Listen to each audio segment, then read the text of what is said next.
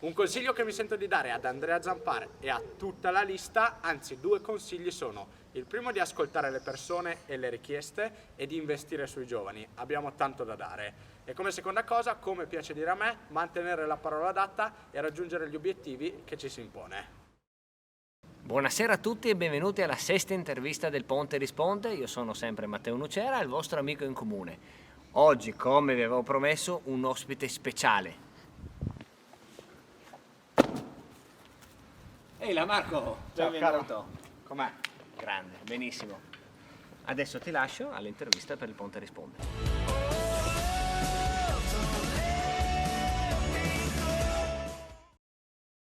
Ciao a tutti, io sono Marco Tomasin, ho 22 anni, di mestiere faccio lo youtuber, che è un mestiere nuovissimo in questo mondo in costante evoluzione, e vivo da una vita a Cervignano, infatti sono proprio nato a Cervignano, quindi questo sono io.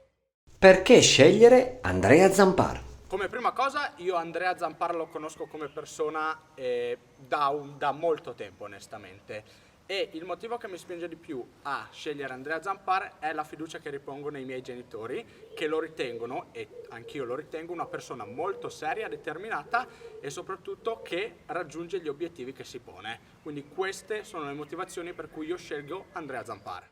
Cosa può fare la lista al ponte per i giovani?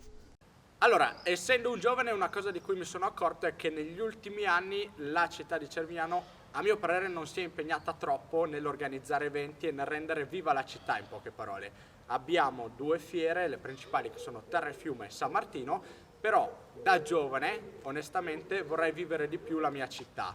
Vorrei che fossero organizzati più eventi, anche sfruttando lo stadio, più concerti, più eventi, perché secondo me è poco utilizzato, riportare casomai indietro il torneo dei borghi, che era un'usanza quando io ero più piccolo e poi si è andata a perdere nel tempo, e quindi coinvolgere più i giovani in questo senso, organizzando più eventi e rendendo più viva la città.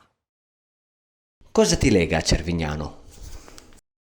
Allora, che cosa mi lega a Cervignano? Prima di tutto c'è da dire che io sono letteralmente nato a Cervignano sul divano di casa mia, e questo è un fattore da non sottovalutare.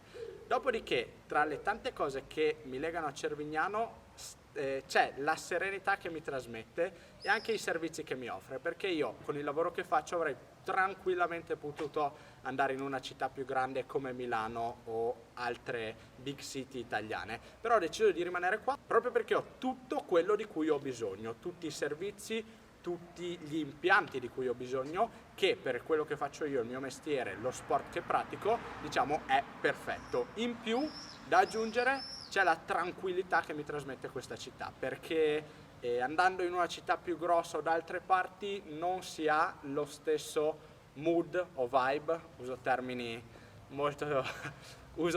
nuovi, che trasmette una città, una cittadina come Cervignano. Questo è quello che mi lega a Cervignano. Ringraziamo Marco per questa ennesima dimostrazione di vicinanza alla lista. Ci vediamo domenica prossima, un ospite segreto.